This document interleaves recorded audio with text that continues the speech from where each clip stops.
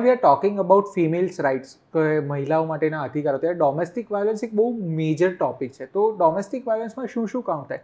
શું ખાલી physical abuse જ એમાં કાઉન્ટ થાય કે વર્બલ અબ્યુઝ પણ ડોમેસ્ટિક વાયોલન્સ? ના, ઇમોશનલ અબ્યુઝ પણ એમાં કાઉન્ટ થાય છે. ફિઝિકલ ને વર્બલ તો ખરા જ, પણ ઇમોશનલ અબ્યુઝ બી એમાં કાઉન્ટ થાય છે. ઓકે, ઇમોશનલ અબ્યુઝ ને થોડું ઇલેબોરેટ કરો ને. હા, ચોક્કસ. કેમ કે હવે જે બદલતા સમય છે એની સાથે મારકૂટના દ્રષ્ટાંગો ઓછા થઈ ગયા હોય, પણ ઇમોશનલ છેતરપિંડી, મનાવી ભોળવાવી લીધા હોય, જાણ ના કરી હોય,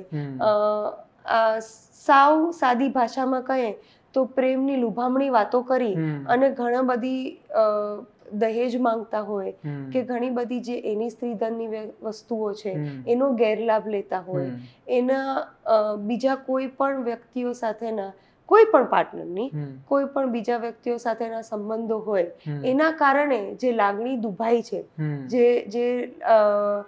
જે પેઇન ને સફરિંગ થાય છે, એને બી ડોમેસ્ટિક વાયોલન્સ કહેવામાં આવે છે. પણ તો પછી આનું પ્રૂફ કેવી રીતે હોય?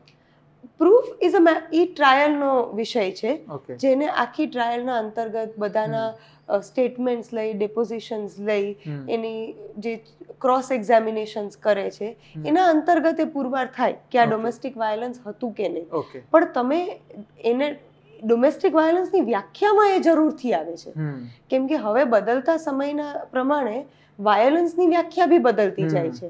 અને આ બધી વસ્તુ જે, કેમ કે આજના સમયમાં માનસિક તણાવ, એન્ઝાયટી, ડિપ્રેશન, એ બધું ખૂબ વધતું જાય છે. અને ડોમેસ્ટિક વાયોલન્સ એક કપલ વચ્ચે જ થઈ શકે કે બીજી કોઈ રિલેશનશિપમાં પણ થઈ શકે? ના, ડોમેસ્ટિક કોઈ પણ રિલેશનશિપમાં જો કોઈ પણ જાતનું શોષણ થતું હોય, એટલે બની શકે કે કોઈ દીકરી છે એને પોતાના પતિથી કે પોતાના વરથી કોઈ પણ જાતનું ડોમેસ્ટિક વાયોલન્સ ના હોય, પણ એને એ બધું જ શોષણ પોતાના સાસરી પક્ષવાળા બીજા લોકોથી થતું હોય, તો એ ખાલી એટલા લોકો પૂરતું બી ડોમેસ્ટિક વાયોલન્સ કરી શકે છે.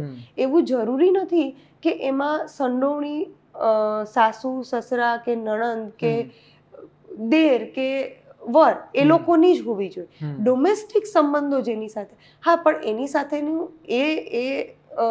આનો દુરુપયોગ ના થાય એટલે કોર્ટો જરૂરથી એ જોતી હોય છે કે એની સાથેનું તમારું ઇન્ટરેક્શન કેટલું છે, એ વાયોલન્સ થવાની સંભાવના કેટલી છે. કેમ કે કોઈ વ્યક્તિને અગર આપણે વર્ષે એક જ વાર મળતા હોય તો એની સાથેનું જે અંતર્ગત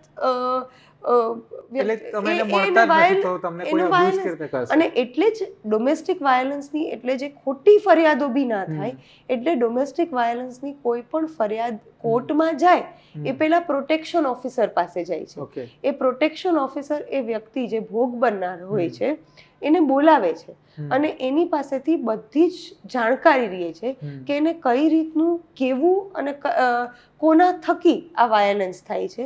અને પછી જો એ પ્રોટેક્શન ઓફિસરને કાયદાકીય રીતે વ્યાજબી લાગે તો એ આ ફરિયાદ છે એને ડોમેસ્ટિકની ફરિયાદ તરીકે કોર્ટમાં રજૂ કરે છે અને પછી એ સંદર્ભે આખી ટ્રાયલ ચાલે છે. સપોઝ કોઈ ખોટી ફરિયાદ થાય છે તો એ તો જ્યારે પ્રોટેક્શન ઓફિસર પાસે જશે ને તપાસ કરશે ત્યારે ખબર પડશે, પણ ઇન બિટવીન જેના ઉપર ફરિયાદ થઈ છે એણે શું કરવું જોઈએ?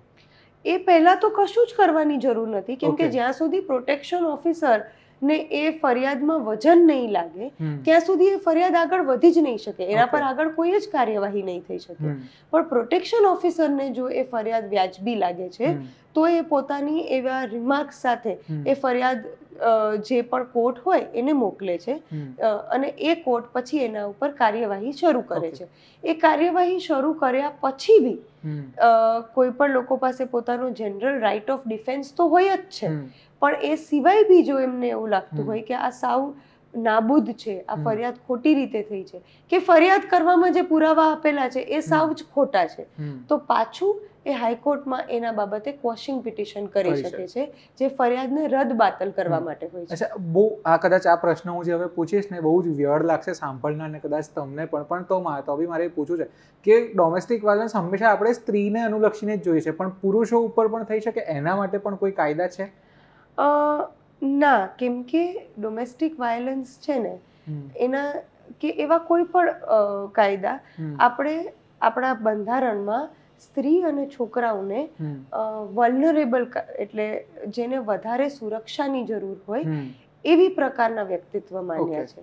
અને કેમ કે વર્ષોથી એમનું શોષણ ઘણું વધારે થયું હતું એટલે એમને મર્દોના સ્તર પર લઈ આવવા માટે એમને એક સમાન લઈ આવવા સ્ટાર્ટિંગ લાઈન સેમ હોય એના માટે આ બધા કાયદા બનાવ્યા છે. હવે જો આનું મિસયુઝ થતું હોય તો કાયદામાં ઘણી બધી એવી જોગવાઈઓ છે કે જે એમના મિસયુઝ અટકાવે છે. એટલે એ કાયદાકીય પ્રોસેસ છે એ આ લોકોને એટલે આપવામાં આવી છે કે એ લોકો સમાન અંતરે આવી શકે. અને એટલે હું એવું માનું છું કે એ જરૂરી બી છે કેમ કે આપણા દેશનો હજી બી એક વર્ગ એવો છે કે જેને આપણા એ સપોર્ટની ખૂબ જરૂરત છે કે એ ઉપર આવી શકે ને પોતાનો અવાજ ઉપાડી શકે. એટલે ઘણા બધા રિપોર્ટ્સ હજી પણ એવું કહે છે કે જેટલી FIRs નોંધાય છે એના કરતાં એ સંખ્યા વધારે છે જેની નથી નોંધાતી અને એમાં ડોમેસ્ટિક વાયલન્સની બી હશે.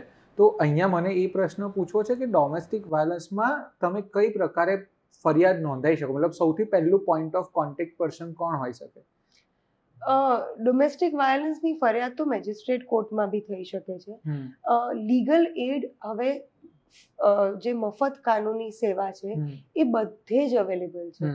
અને કોઈ પણ નારી સુરક્ષા કેન્દ્ર હોય, કોઈ પણ એવું NGO હોય જ્યાં તમે જઈને કહો કે ઓનલાઈન હેલ્પલાઇન નંબર્સ હોય છે જે ગવર્મેન્ટ રજિસ્ટર્ડ હેલ્પલાઇન નંબર હોય છે જેને આપ ફોન કરો તો એ તમારી સુરક્ષા માટે ઘરે આવે છે ને તમને બધી જ આગળની કાર્યવાહી કરવા માટે મદદરૂપ થાય છે.